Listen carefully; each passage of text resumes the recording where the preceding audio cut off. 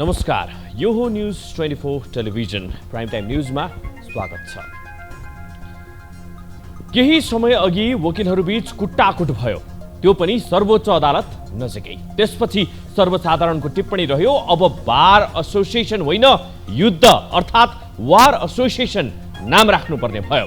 हुन पनि हो, रुल अफ लको वकालत गर्ने वकिलहरूको भिडन्त शोभनीय थिएन। त्यो अशोभनीय मात्रै होइन, निन्दनीय नै थियो। जनस्तरबाट आएको यो प्रतिक्रियालाई बार एसोसिएसनले बेलैमा बुझ्नुपर्ने थियो। अहिले भने प्रधान न्यायाधीश विवाद प्रकरणले अब नयाँ मोड लिइसकेको छ। मङ्सिर 15 गतेदेखि गोला प्रक्रियाबाट पेशी तोक्ने गरी न्यायाधीशहरू काममा फर्किसकेका छन्। उता नेपाल बार एसोसिएसन भने आन्दोलनमा छ।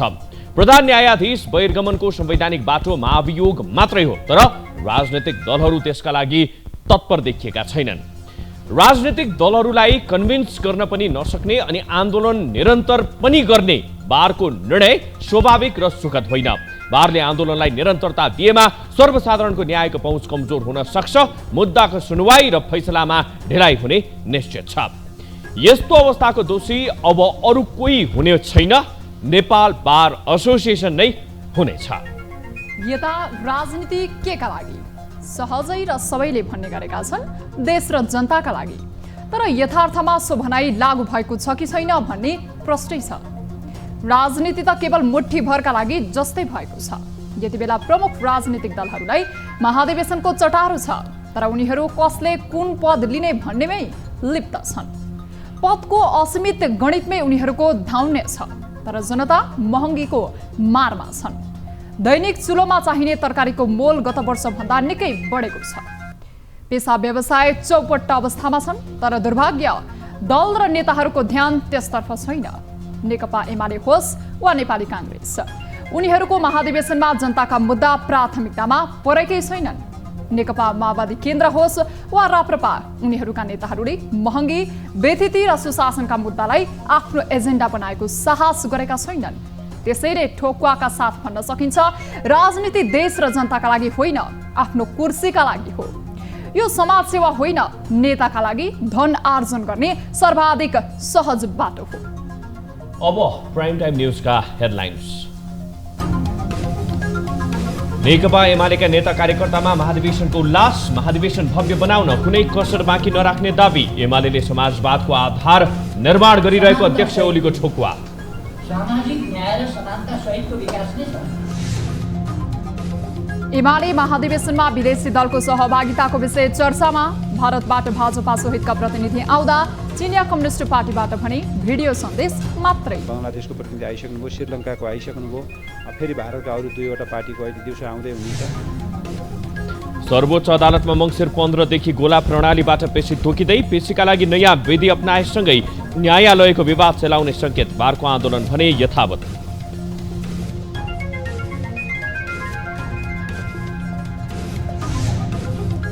तरलताको समस्या जटिल बन्दा अर्थतन्त्र नै प्रभावित। कर्जा प्रवाहमा ब्याङ्कहरू जिम्मेवार नभएको राष्ट्र ब्याङ्कको टिप्पणी। राष्ट्र ब्याङ्कको नीतिकै कारण समस्या समाधान हुन नसकेको ब्याङ्कर्सको आरोप। आदि कुराहरूमा चाहिँ चाप यथावतै छ। र आइसिसी महिला टी20 विश्वकप छनौटमा नेपालको लगातार दोस्रो जित। कुवेतलाई 9 विकेटले हराएको नेपाल ग्लोबल छनौटमा पुग्ने सम्भावना बलियो।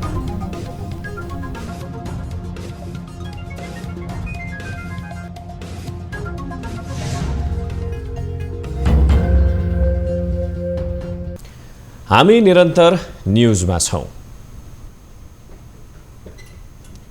नेकपा एमालेका अध्यक्ष केपी शर्मा ओलीले समाजवादको वास्तविक अर्थलाई एमालेले सहज प्रयोग गरेको बताउनु भएको छ। नेपाल बुद्धिजीवी परिषदले बिहिबार चितवनमा आयोजना गरेको वर्तमान परिवेशमा नेकपा एमाले महाधिवेशन समाजवादको आधार निर्माण प्राज्ञिक बहस तथा दिशानिर्देश कार्यक्रममा बोल्दै ओलीले समाजवाद समृद्धि र जनताको सुखसँग जोडिएको बताउनुभयो। सामाजिक न्याय र समानता सहितको विकास नै समाजवाद भएको बताउँदै समाजवाद भन्दा श्रेष्ठ व्यवस्था दुनियाँमा कुनै नभएको बताउनुभयो।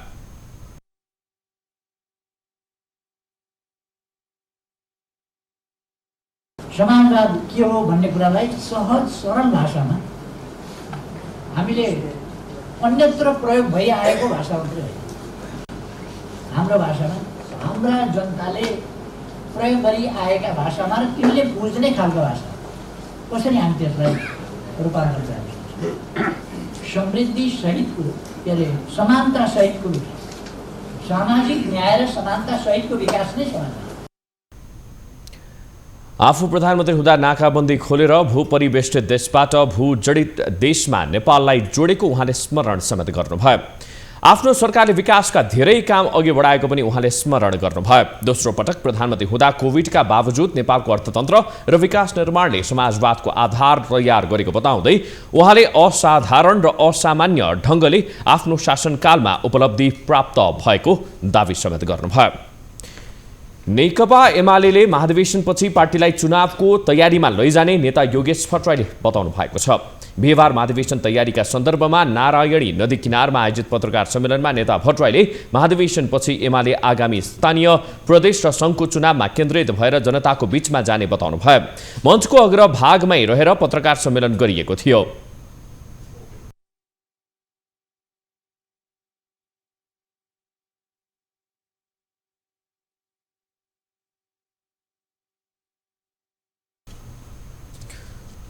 एमाले प्रचार विभाग प्रमुख समेत रहनुभएका भट्टराईले अहिलेको महाधिवेशनले एमालेमा भएको अन्तर्विरोधलाई हल गरेर बलियो एकता कायम हुने दावी गर्नुभयो।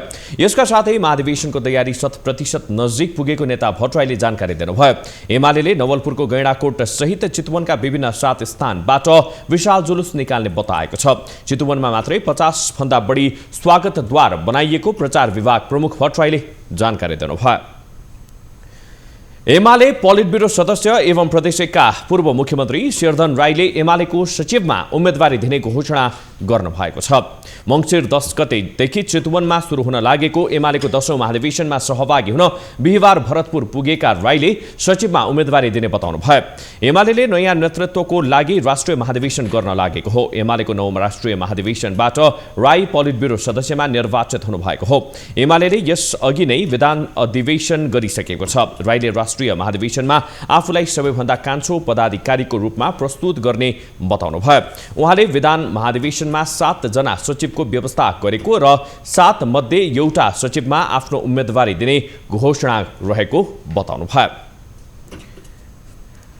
नेकपा एमालेको 10औं राष्ट्रिय महाधिवेशन विदेशबाट प्रतिनिधित्व गर्ने दलको विषयमा समेत चासो बढेको छ। अधिवेशनमा एमाले 60 राजनीतिक दललाई निमन्त्रणा गरेकोमा भारतबाट भने सत्तारूढ भाजपा बाहेक अन्य दलको समेत सहभागिता निश्चित छ। तर चिनिया कम्युनिस्ट पार्टी सीपीसी सहभागी नहुने विषयले भने सबैको ध्यान तानिरहेको छ। वाम पार्टीको रूपमा रहेको एमालेको पार्टीगत सम्बन्ध भएको सीपीसीले सन्देश मात्रै पठाउनु तर भारतबाट भने महाधिवेशनका लागि प्रभावशाली नेता पठाउनुलाई अर्थपूर्ण रूपमा लिएको छ। एक रिपोर्ट। नेकपा एमाले 10औं महाधिवेशनका लागि मैत्री तथा भाइचारा सम्बन्ध भएका करिब 60 वटा राजनीतिक दललाई निमन्त्रणा गरेकोमा चीन लगायतका 25 देशका दलले भने शुभकामना सन्देश मात्र पठाएको छ। तर भारतको सत्तारूढ दल भाजपाले भने 2 जना प्रतिनिधि पठाउने भएको छ। भाजपाका नेताद्वय डाक्टर हर्षवर्धन र हरेश द्विवेदी नेपाल आएका हुन्। हर्षवर्धन भाजपाका पूर्व केन्द्रीय मन्त्री हुन् भने द्विवेदी भाजपाका राष्ट्रिय सचिव हुन्। यस्तै भारत कम्युनिस्ट पार्टी भाकपाबाट पल्लभ सेन गुप्ता, भाकपा मार्क्सवादीबाट जोगेन्द्र शर्मा, भाकपा मार्क्सवादी लेनिनवादी लिबरेसनबाट वीरेन्द्र प्रसाद गुप्ता र सन्दीप सौरभ आउने भएका छन्। भारतका प्रतिनिधि आउने महाधिवेशन चीनको सत्तारूढ दलले सहभागिता नजनाउनुलाई भने एमालेको राजनैतिक लाइनसँग जोडेर हेरिएको छ। पछिल्लो समय एमाले भारतसँग नजिक भएको र चीनसँग टाढिँदै गएको संकेतको रूपमा समेत यो घटनाक्रमलाई हेरिएको हो। भारत बाहेक महाधिवेशनमा बङ्गलादेश, श्रीलङ्का र कम्बोडियाका 8 राजनीतिक दलका नेताहरू सहभागी हुने भएका छन्। एमालेको विदेश मामिला विभागले बिहीबार काठमाडौँमा पत्रकार सम्मेलन गर्दै शुक्रबारदेखि हुने राष्ट्रिय महाधिवेशनमा सहभागी हुने विदेशमा हुनको विषयमा जानकारी दिएको छ। हामीले निमन्त्रणा करिब 60 वटा मुलुकका लागि गरेका थियौँ। 60 वटा पार्टीहरूलाई 60 वटा पार्टीहरूमध्ये हामीलाई करिब 35 वटा पार्टीले रेस्पोन्स गर्नुभएको छ। त्यसमध्ये 8 वटा पार्टीको यहाँ उपस्थिति नै रहने भएको छ। श्रीलङ्काबाट भने जनता विमुक्ति पेरामुना पार्टी जेभीपीका विजेता हेराथ सहभागी हुनेछन्। कम्बोडियाबाट सोसियाराको नेतृत्वमा 4 सदस्यीय डेलिगेसन टोली आउनेछ। बङ्गलादेश कम्युनिस्ट पार्टीको तर्फबाट हसन तारिक चौधरीको नेतृत्वमा 3 सदस्यीय पाहुना टोली काठमाडौँ आइपुगेको छ। ती प्रतिनिधिहरू भोलि बिहान चितवन प्रस्थान गर्ने तयारी रहेको छ। उहाँहरू आइ नै सक्नु भएको छ। जस्तो भारतको प्रतिनिधि सीपीआईएमको प्रतिनिधि आइसक्नु भएको छ। आज बिहान मात्रै बङ्गलादेशको प्रतिनिधि आइसक्नुभयो, श्रीलङ्काको आइसक्नुभयो। फेरि भारतका अरू 2वटा पार्टीको अहिले दिउँसो आउँदै हुनुहुन्छ। केही चाहिँ भोलि आइपुग्दै हुनुहुन्छ। पछिल्लो समय एमाले नेतृत्व भारतसँग नजिक र चीनसँग टाढा भएको चर्चा चलिरहेको छ। अझ एमालेको महाधिवेशनमा प्रतिनिधि पठाउने विषयमा दुई देशले देखाएको व्यवहारले पनि यी देशको एमाले प्रतिको नजरको रूपमा बुझ्न सकिन्छ। न्युज 24 टेलिभिजनका लागि क्यामेरामा कान्छा डङ्गोलका साथमा टिभी जर्नलिस्ट समीर जोशीको रिपोर्ट। अब हामी चितवनतर्फ यहाँहरूको ध्यान आकृष्ट गर्दैछौँ।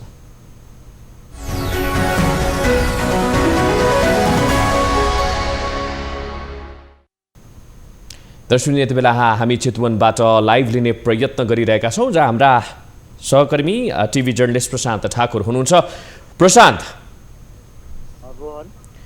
प्रशान्त हामीलाई सुनिरहनु भएको छ तपाईँले?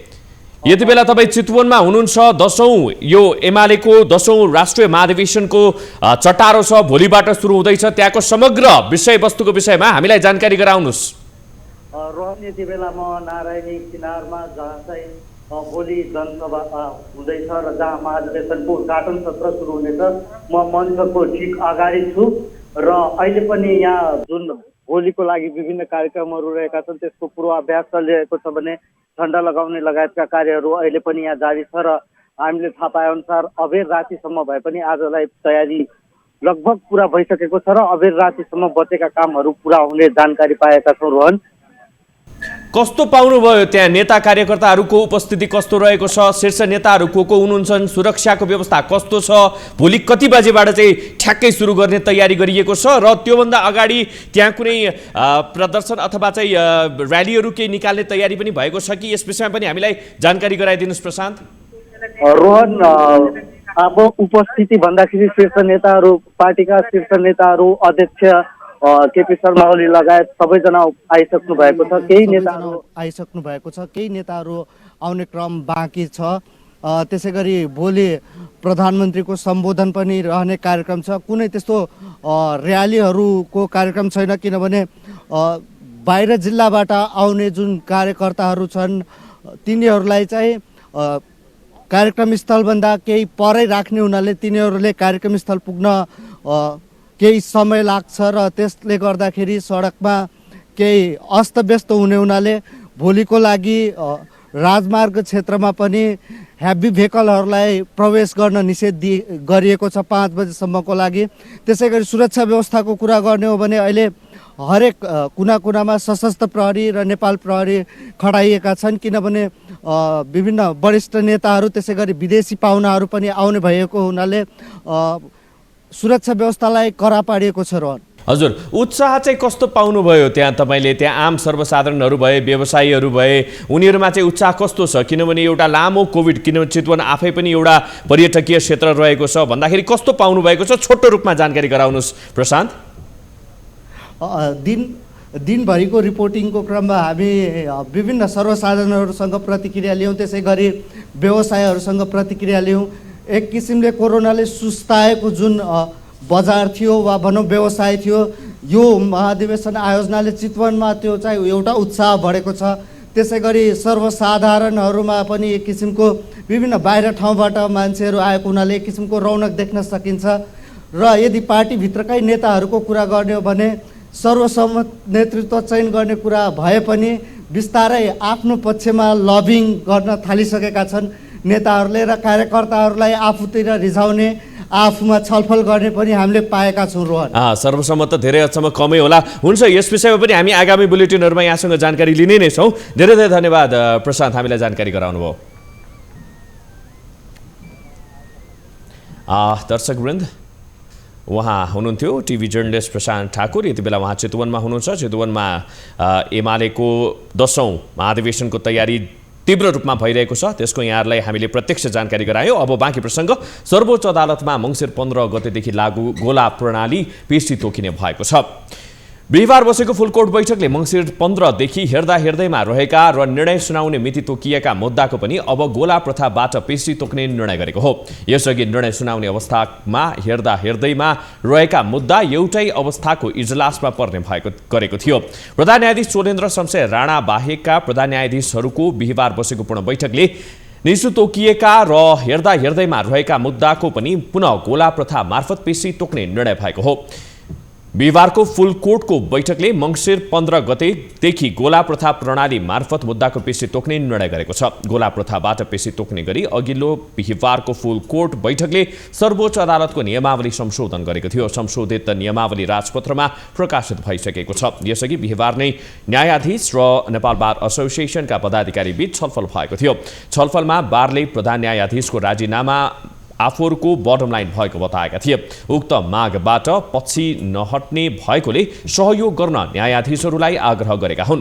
न्यायाधीशहरूले आफूहरू पनि न्यायालय सुधारको पक्षमा रहेको बताउँदै सहयोग गर्ने वचन दिँदै प्रधान न्यायाधीश चोलेन्द्र शमशेर राणासँग इजलास सेयर नगर्ने बताएका हुन्।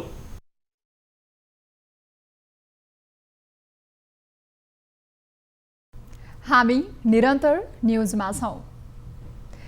नेपाली कांग्रेसको सभापतिमा उम्मेदवारी घोषणा गर्नुभएका उपसभापति विमलेन्द्र निधिले आगामी निर्वाचनमा कांग्रेसलाई बहुमत दिलाउने महत्त्वाकांक्षी प्रतिबद्धता समेतको घोषणापत्र सार्वजनिक गर्नुभएको छ। काठमाडौँमा बिहिबार पत्रकार सम्मेलन गरेर उपसभापति निधिले आफूले सभापति जितेमा आगामी निर्वाचनमा कांग्रेसलाई बहुमत दिलाउने दावी गर्नुभएको हो। उहाँले पार्टीमा पुस्तान्तरणको सहजीकरणका लागि समेत आफ्नो उम्मेदवारी भएको जनाउनु भएको छ। उहाँले पार्टीको कुनै पनि तहको एकै पदमा एउटै व्यक्ति 2 पटक भन्दा बढी निर्वाचित वा मनोनित नहुने गरी विधान संशोधन गर्ने घोषणा समेत गर्नुभएको छ। ऐतिहासिक 14 महाधिवेशनमा हिमाल पहाड तराई मधेस पूर्व पश्चिमबाट अनेक कठिनाई झेल्दै सहभागी पार्टीका अग्रज समकालीन र नवीन युवा पुस्ताका साथीहरूले ममाथि पूर्ण विश्वास गर्नुहुनेछ र विवेकपूर्ण र तर्कपूर्ण मूल्याङ्कनका आधारमा सभापति पदमा मलाई मतदान गरी विजय गराउनुहुनेछ भन्ने विश्वास गरेको छु। कांग्रेस महाधिवेशन मङ्सिर 24 गतेदेखि 26 गतेसम्म काठमाडौँमा हुँदैछ। त्यसका लागि प्रतिनिधिहरू छानिने क्रम अन्तिम चरणमा पुगेको छ। सभापतिमा शेरबहादुर देउवा दोहोरिने तयारीमा हुनुहुन्छ। तर उहाँलाई लामो समय साथ दिएका निधि पनि यसपटक नेतृत्वको मैदानमा हाम फाल्दै हुनुहुन्छ।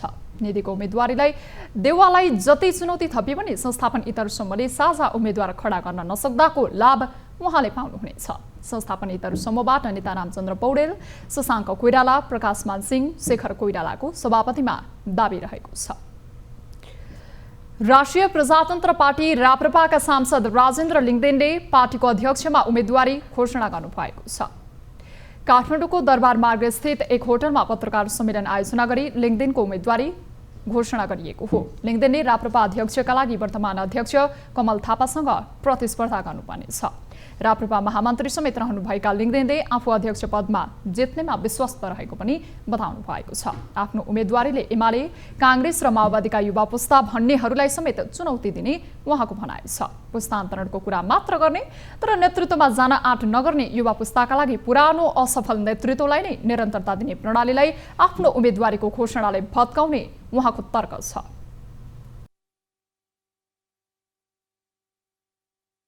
आज त्यो इतिहासलाई हामी अगाडि लान्छौँ,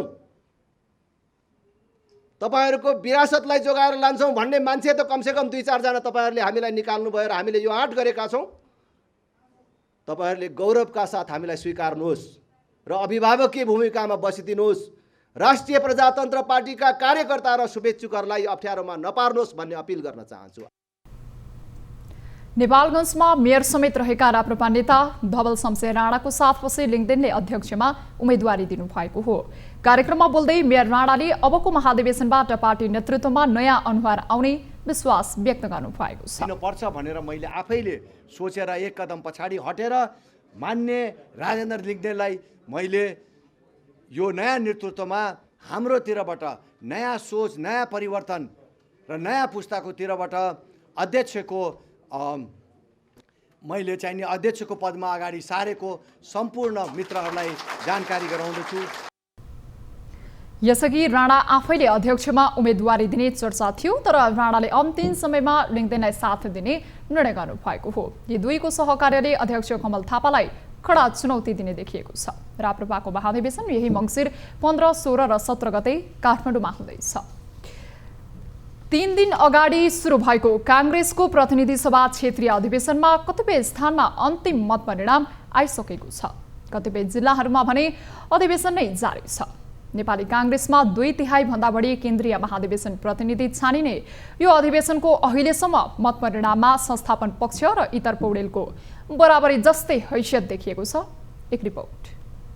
सोमबारबाट सुरु भएको कांग्रेसको प्रतिनिधि सभा क्षेत्रीय अधिवेशन 33 जिल्लाबाट चयन भएका 1332 महाधिवेशन प्रतिनिधिमा देउवा र पौडेल पक्षले बराबरी हैसियत देखाएका छन्। 1332 महाधिवेशन प्रतिनिधिमा 657 संस्थापन प्यानलबाट र 660 पौडेल प्यानलबाट निर्वाचित भएका छन्। अन्य 15 जना भने हालसम्म कुनै पक्षमा खुलेका छैनन्। संस्थापन पक्ष अर्थात् शेरबहादुर देउवा प्यानल डोटी, डोल्पा, जुम्ला, जाजरकोट, ओखलढुङ्गा, लमजुङ, डडेलधुरा, पाँचथर, सल्यान, मनाङ, बझाङ, हुम्ला, ताप्लेजुङ, रामेछाप, मुगु, म्याग्दी जिल्लामा सभापति निर्वाचित भएका छन्। त्यस्तै अधिकांश महाधिवेशन प्रतिनिधि पनि देउवा निकट छानिएका छन्। उदयपुरको दुवै क्षेत्रमा कांग्रेस संस्थापन पक्ष नै अगाडि देखिएको छ। पौडेल समूह निकट वर्चस्व भएका जिल्लाहरूमा डोल्पा, रुकुम पश्चिम, तेह्रथुम, भोजपुर, प्युठान, अर्घखाँची, बैतडी, रुकुम पूर्व, मुस्ताङ, सङ्खुवासभा, गोरखा, दोलखा, कालीकोट र बाजुरा रहेका छन्। कोइराला परिवारको बलियो राजनैतिक विरासत रहेको मोरङमा नेपाली कांग्रेसको संस्थापन पक्ष कमजोर साबित भएको छ। मोरङको संघीय निर्वाचन क्षेत्रको निर्वाचन परिणाममा पौडेल कोइराला पक्षको वर्चस्व पुनः कायम भएको हो। 6 वटा निर्वाचन क्षेत्रमा पौडेल कोइराला पक्षको पकड बलियो हुँदा संस्थापन पक्षका हस्तीहरू नै हारेका छन्। निर्वाचन क्षेत्र नम्बर 5 बाहेक अन्य सबैमा पौडेल कोइराला पक्षका सभापति निर्वाचित भए। जिल्ला कार्य समिति सभापतिमा पनि संस्थापन र इतर पक्षबीच बराबरी स्थिति देखिएको छ। संस्थापन पक्षबाट सभापति देउवा र उपसभापति विमलेन्द्र निधि सभापतिका प्रत्याशी छन्। निधिको प्रभाव क्षेत्र मानिएको प्रदेश नम्बर 2 मा क्षेत्रीय अधिवेशन नै सुरु नभएकाले महाधिवेशन प्रतिनिधि चयन हुन सकेको छैन। प्रदेश नम्बर 2 का 8 वटा जिल्लाबाट मात्रै 800 प्रतिनिधि चयन हुनेछन्। कांग्रेसले सोमबारदेखि क्षेत्रीय अधिवेशन र एक मात्र निर्वाचन क्षेत्र भएका जिल्लाको अधिवेशन गरिरहेको छ, जस अन्तर्गत एक मात्र निर्वाचन क्षेत्र भएका 35 जिल्लामध्ये 32 जिल्लाको अधिवेशन सकिएको छ। तीमध्ये खोटाङ, सोलुखुम्बु र पर्वतको नतिजा आउने क्रममा छ। दार्चुला, धनकुटा र रसुवामा अधिवेशन हुन बाँकी छ। 2 वा सो भन्दा धेरै निर्वाचन क्षेत्र भएका जिल्लामा भने शुक्रबार जिल्ला अधिवेशन हुँदैछ। समितिले अहिलेसम्म 2 वा सो भन्दा धेरै निर्वाचन क्षेत्र भएका 31 जिल्लामा जिल्ला अधिवेशन सकिएको बताएको छ। यसबाहेक बर्दिया, बाँके, सप्तरी, सिन्धुपाल्चोक, सिराहा, धनकुटा, महोत्तरी, सर्लाही, रौथर, बारा र पर्सामा विभिन्न तहको अधिवेशन हुने क्रममा छन्। न्यूज 24 टेलिभिजनका लागि पुष्पा शर्माको रिपोर्ट। न्यूजहरू अझै बाँकी नै छन्, अहिलेलाई ब्रेक।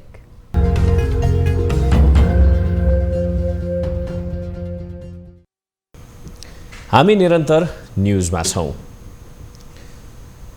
सुनसरी क्षेत्र नम्बर 3 मा नेपाली कांग्रेसको क्षेत्रीय महाधिवेशन अन्योलमा पर्दा उम्मेदवारका आकांक्षी तथा कार्यकर्ता आन्दोलित बनेका छन्। कांग्रेसले गत 6 गते क्षेत्रीय प्रतिनिधिको लागि मनोनयन दर्ता र 7 गतेलाई निर्वाचनको मिति तोकेको थियो। सोही अनुरूप सुनसरीको क्षेत्र नम्बर 1, 2 र 4 मा निर्वाचन भयो र प्रतिनिधि चयन पनि भइसकेका छन्। कांग्रेस उपसभापति विजय कुमार गच्छदारको निर्वाचन क्षेत्र समेत रहेको यो क्षेत्रमा भने अहिलेसम्म निर्वाचन हुन सकेको छैन। 7 गते दिउँसो 3 बजेसम्म सरेको उम्मेदवारी दर्ताको समय हिजो टुङ्गियो, तर निर्वाचन भने हुन सकेको छैन। निर्वाचन नभएपछि कार्यकर्ताहरू आक्रोशित बनेका छन्। यहाँ स्वयं मलाई त्यो महसुस भइरहेको छ कि कहाँबाट सञ्चालित हुनुहुन्छ र कोबाट सञ्चालित हुनुहुन्छ हाम्रो चिज त्यो चाहिँ खुलस्त होस्, या त निर्वाचन त्यो 3 दिनसम्म किन रोक्यो, त्यो रोकिनुपर्ने के कारण। कतिपय कार्यकर्ताले विजय कुमार गच्छदारको निर्देशनमा निर्वाचन रोकिएको आरोप लगाएका छन्, तर निर्वाचन अधिकृत देवनारायण यादवले पनि यसको खण्डन गरेका छन्। हामीले 8 बजे यहाँ आयौँ। हिजो चाहिँ सहमति भएको थियो कि आज चाहिँ छोडिदिनुहोस्, भोलिको लागि चाहिँ सबै उम्मेदवारहरूले समीक्षा गरेर हामीले भन्नुभयो कि आजको लागि स्थगित गरिदिनुहोस्, भोलि 9 बजेदेखि र 1 बजेसम्म मतदान कार्य सुरु गर्नुहोस् भनेर उहाँहरूले सहमति गरेर जानुभएको थियो। यता अन्य क्षेत्रबाट निर्वाचित प्रतिनिधिहरू जिल्ला अधिवेशनको लागि तयारीमा लागेका छन्। क्षेत्र नम्बर 3 को निर्वाचन अब मङ्सिर 12 गते गर्न उम्मेदवारले माग गरेका छन्। निर्वाचन अधिकृतले आजै निर्वाचन गर्ने भने पनि उम्मेदवारहरूले भने धाँधली हुने भन्दै चुनावमा सहभागी नहुने बताएका छन्। तरलता अभाव बढ्दै जाँदा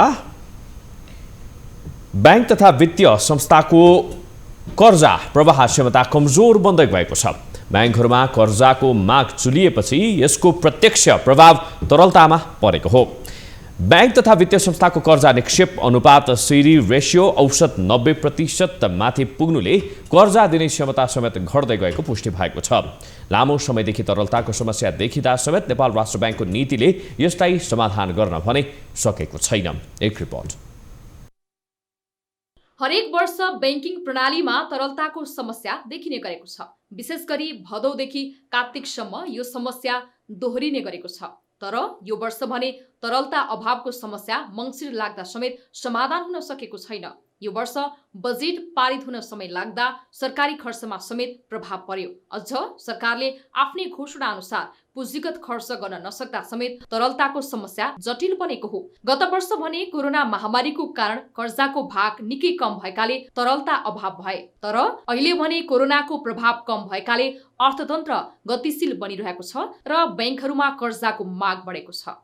बैंक तथा वित्तीय संस्थाहरूमा कर्जा प्रवाहमा आक्रामक बन्दा बैंकहरूको लगानी योग्य रकम भने वात्तै घटेको छ। पछिल्लो समय बैंक तथा वित्तीय संस्थाहरूको तरलता व्यवस्थापनका साथै अस्वस्थ प्रतिस्पर्धा नियन्त्रणका लागि भन्दै समान खालको ब्याज दर समेत निर्धारण गरेका छन्।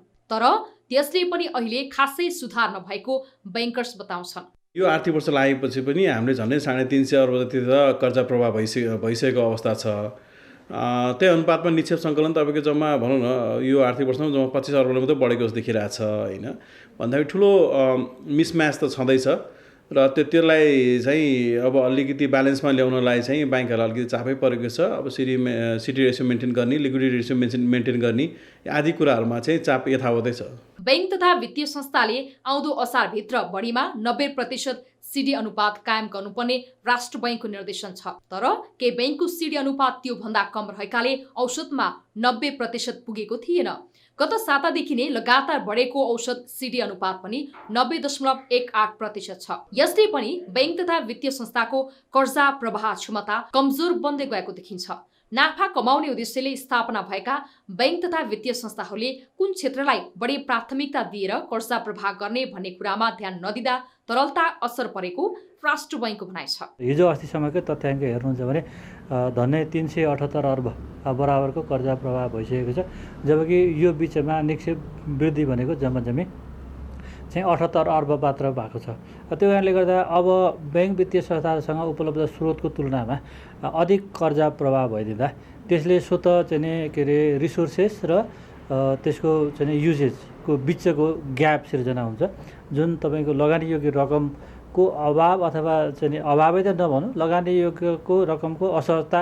सोमबारसम्मको तथ्याङ्क हेर्दा वाणिज्य बैंकहरूमा 42 खर्ब 26 अर्ब रुपियाँको निक्षेप छ भने कर्जा लगानी 40 खर्ब 37 अर्ब रुपियाँ पुगिसकेको छ। अहिले बैंकहरूमा कर्जा दिनको लागि पैसा अभाव हुँदै गएको छ। धमाधम बैंकमा निक्षेप घटिरहँदा कर्जाको माग भने निकै छ, जसलाई समय हुँदै समाधान गर्न जरुरी देखिन्छ। न्युज 24 टेलिभिजनका लागि क्यामेरामा कान्छा डङ्गोलको साथमा टिभी जर्नलिस्ट खगेश्वरी कार्कीको रिपोर्ट। कर्णाली प्रदेशका मुख्यमन्त्री जीवन बहादुर शाहीले खाद्यान्न अभाव भएको हुम्लाको लेमेमा 10 गतेदेखि खाद्यान्न पठाइने बताउनु भएको छ। चीन सरकारले राजस्वरूप दिएर हेल्सा नाकामा थन्किएको खाद्यान्न लिपिमा ढुवानीका लागि गृह मन्त्रालयले सेनाको हेलिकप्टर पठाउन लागेको हो। सोही हेलिकप्टरमा सुर्खेतबाट 200 क्विन्टल चामल पठाउने प्रदेश सरकारको तयारी रहेको छ। गृह मन्त्रालयबाट पठाउन लागिएको सेनाको हेलिकप्टर मार्फत खाद्यान्न पठाउनका लागि समन्वय भइरहेको मुख्यमन्त्री शाहीले बताउनुभयो। हिल्सामा भएको खाद्यान्नलाई जुन चीनले दिएको राहतलाई नेपाल सरकारले 10 गते हेलिकप्टर पठाउँदैछ। त्यो हेलिकप्टरबाट उता पठाइन्छ भने यहाँबाट जाँदाखेरि एक ट्रिप चामल चाहिँ यहीँबाट लिएर जान्छ, हाम्रो सुर्खेतबाटै त्यो चामल चाहिँ हामीले प्रोभाइड गरेका छौँ। र अर्को चाहिँ 500 ट्रिप अर्को पनि चामल पठाइदिने भनेर लागेर सरकार चाहिँ हामीले पहल गर्ने हो, तर सङ्घीय सरकारले चाहिँ एकदम तदारुकता साथ अगाडि लागेको छ।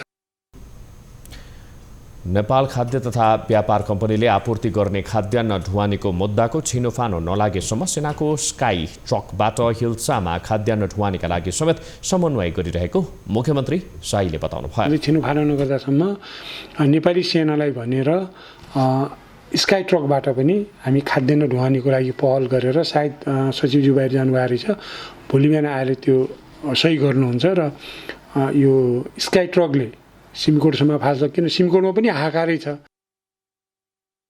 खाद्यान्न तथा व्यापार कम्पनीले लामो समयदेखि खाद्यान्न ढुवानी नगर्दा हुम्लाको नामखा लगायतका क्षेत्रमा खाद्यान्न अभाव भएको छ। अब बिजनेस न्युज।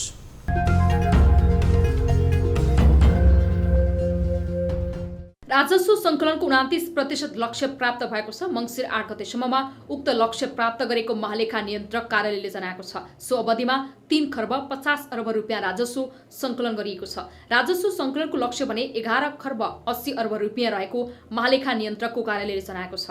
कर राजस्वको लक्ष्य भने 30% हासिल गरेको छ। मङ्सिर 8 गतेसम्ममा 3 खर्ब 21 अर्ब रुपियाँको कर राजस्व सङ्कलन भएको हो। कर राजस्वको लक्ष्य भने 10 खर्ब 76 अर्ब रुपियाँ रहेको छ। गैर कर राजस्वको 26% लक्ष्य हासिल गरेको छ। मङ्सिर 8 गतेसम्ममा 29 अर्ब 59 करोड रुपियाँ गैर कर राजस्व सङ्कलन गरिएको हो। गैर कर राजस्वको लक्ष्य भने 1 खर्ब 12 अर्ब रुपियाँ रहेको कार्यालयले जानकारी दिएको छ। हामी निरन्तर न्युजमा छौँ। अब स्पोर्ट्स न्युज।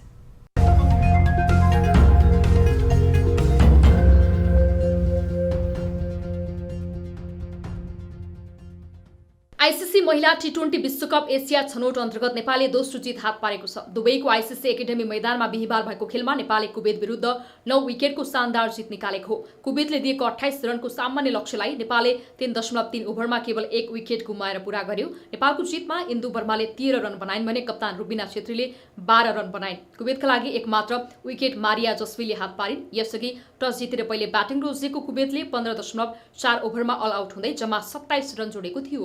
कुवेतका लागि सर्वाधिक 10 रन प्रियादा मुरालीले लिइन्। अन्य खेलाडी भने दोहोरो अङ्क नै नजोडी पेभिलियन फर्किएका थिए। कुवेतलाई सस्तैमा समेट्न सङ्गीता राई र कप्तान रुबिना छेत्रीले समान 3-3 विकेट हात पारे। करुणा भण्डारी र सरस्वती कुमारी चौधरीले 1-1 विकेट लिए। प्रतियोगितामा अलराउन्ड प्रदर्शन गरेकी Rubina player of the match चुनिन्। नेपालले प्रतियोगिताको पहिलो खेलमा हङकङसँग 6 विकेटले पराजय भोगेको थियो, तर दोस्रो खेलमा भुटान विरुद्ध 8 विकेटको फराकिलो जित हात पारेको थियो। कुवेत विरुद्धको जितसँगै नेपालको ग्लोबल छनौटको सम्भावना बलियो बनेको छ। कुवेतले भने अघिल्लो दुवै खेलमा पराजय भोगेको छ। उसले भुटानसँग 40 रन तथा मलेसियासँग 81 रनको हार बेहोरेको थियो। अब एउटा रोचक प्रसङ्ग। विद्यालय भन्ने बित्तिकै विद्यार्थीले ज्ञान आर्जन गर्ने थलोको रूपमा लिइन्छ, तर भारतको बिहार प्रान्तस्थित एउटा विद्यालय केवल एउटी बालिकाको लागि मात्र चलिरहेको छ। बिहारको गयाबाट 20 किलोमिटरको दूरीमा रहेको एक सरकारी विद्यालयमा मात्र एक छात्रा पढ्न आउने गर्छिन्। जानवी कुमारी नामकी उनी कक्षा 1 मा पढ्छिन् र उनलाई दैनिक 2 जना शिक्षकले पढाउँछन्। 35 परिवार बसोबास गर्दै आएको उक्त गाउँमा उनी मात्र एक्लै विद्यार्थी हुन्। मिड डे मिल योजनाको अन्तर्गत त्यस विद्यालयमा जानवीलाई भोजन समेत गराइन्छ। 4 कोठा भएको यो सरकारी विद्यालयका प्रधानाध्यापकले आफूले विद्यालयमा विद्यार्थी भर्नाको बारेमा गाउँले सबैलाई जानकारी गराए तापनि कसैले वास्ता नगरेको सुनाउँछन्। अब वेदर अपडेट।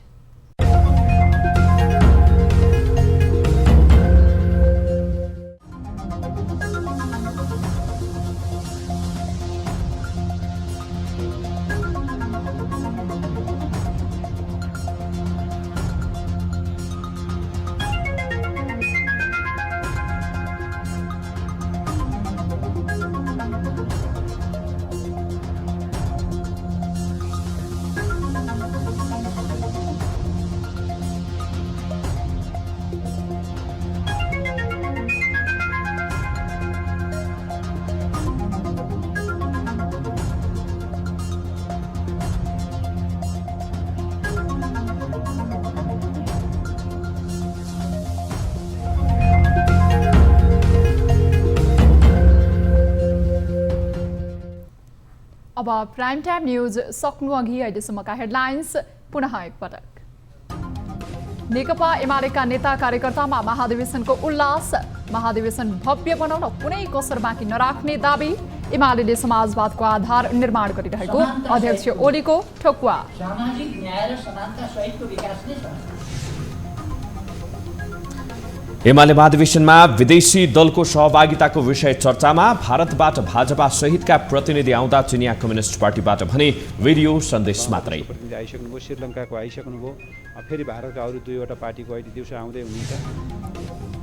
सर्वोच्च अदालतमा मङ्सिर 15 देखि गोला प्रणालीबाट पेशी तोकिँदै, पेशीका लागि नयाँ विधि अपनाएसँगै न्यायालयको विवाद सेलाउने सङ्केत, बारको आन्दोलन भने यथावत।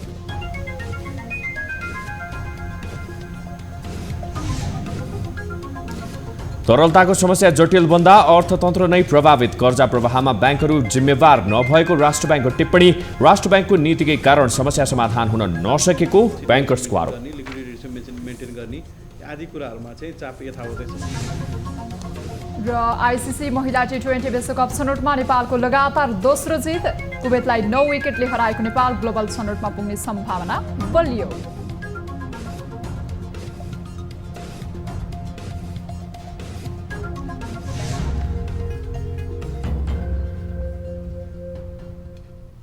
प्राइम टाइम न्यूज अहिलेलाई यति नै। जाँदा जाँदै ताली र गालीका लागि हामीले सोधेको प्रश्नको अन्तिम नतिजा, यसपछि प्रसारण हुने कार्यक्रम सिधा कुरा जनतासँगमा हेर्न नभुल्नुहोला।